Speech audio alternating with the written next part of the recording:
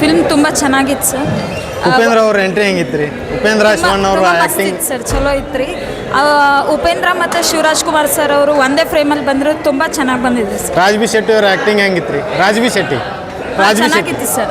ಅವ್ರದ್ದು ಆ್ಯಕ್ಟಿಂಗೇ ಸೂಪರಾಗಿ ಬಂದರು, ತುಂಬ ಥ್ರಿಲ್ಲಿಂಗ್ ಆಗಿತ್ತು ಸರ್ ಆ್ಯಕ್ಟಿಂಗ್ ಬಂದ್ಬಿಟ್ಟು. ಶಿವಣ್ಣ ಅವರ ಅವತಾರಗಳು ಯಾವ ಥರ ಅನಿಸಿದ್ರು? ತುಂಬ ಚೆನ್ನಾಗಿತ್ತು ಸರ್. 11 ಫಾರ್ಮ್ಸಲ್ಲಿ ಬಂದಿದ್ದಾರೆ, ಚಲೋ ಇತ್ತು ಸರ್. ಶಿವಣ್ಣ ಅವರ ಅವತಾರಗಳು ಯಾವ ರೀತಿ ನಿಮ್ಗೆ ಎಫೆಕ್ಟ್ ಸೂಪರ್. ಮತ್ತು ಅದ್ರಾಗ ಏನು ಎರಡು ಮಾತೇ ಇಲ್ಲ.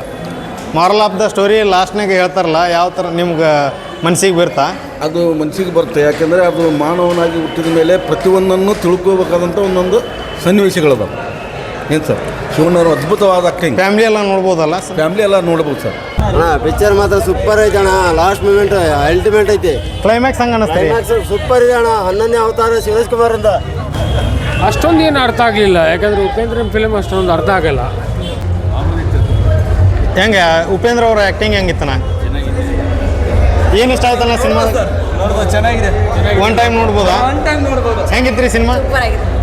ಏನು ಇಷ್ಟ ಆಯ್ತು ರೀ?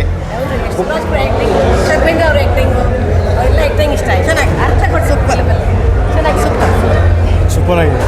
ಭಾರಿ ಪಿಕ್ಚರ್. ಶಿವಣ್ಣನ 11ನೇ ಅವತಾರ ಮಸ್ತಾಗಿ ಬಂದಿದೆ. ಸಿನಿಮಾ ಚೆನ್ನಾಗಿದೆ ಸರ್, ಆದರೆ ಡಿಕೋಡ್ ಮಾಡಿ ನೋಡಬೇಕು ಜಾಸ್ತಿ. ಸಿನಿಮಾ ಥರ ನೋಡಿದರೆ ಅರ್ಥ ಆಗಲ್ಲ. ಶಿವರಾಜ್ ಕುಮಾರ್ ಅವ್ರ ಆ್ಯಕ್ಟಿಂಗ್ ಹೆಂಗೆ ಅನ್ನಿಸ್ತು? ಚೆನ್ನಾಗಿದೆ ಸರ್. ಹೆಂಗಿತ್ತು ನಾವು ನೋಡಕ್ಕೆ ಅಡ್ಡಿಲ್ಲ. ಸೂಪರ್ ಆಗಿದೆ. ಅರ್ಥ ಆಗೋರ್ಗಷ್ಟೇ ಅರ್ಥ ಆಗುತ್ತೆ. Super super. ಶಿವರಾಜ್ ಕುಮಾರ್ ಅವ್ರ ಆ್ಯಕ್ಟಿಂಗ್ ಹೆಂಗಿದೆ sir? 100% okay. Real star Upendra ಮತ್ತು ಶಿವಣ್ಣ ಅವ್ರು ನೋಡಿ ಯಾವ ರೀತಿ? ಶಿವಣ್ಣನ ಆ್ಯಕ್ಟಿಂಗ್ ಮಾತ್ರ ಸೂಪರ್. 11 ಅವತಾರ ಮಾತ್ರ 11 ಅವತಾರ ಇದೆ.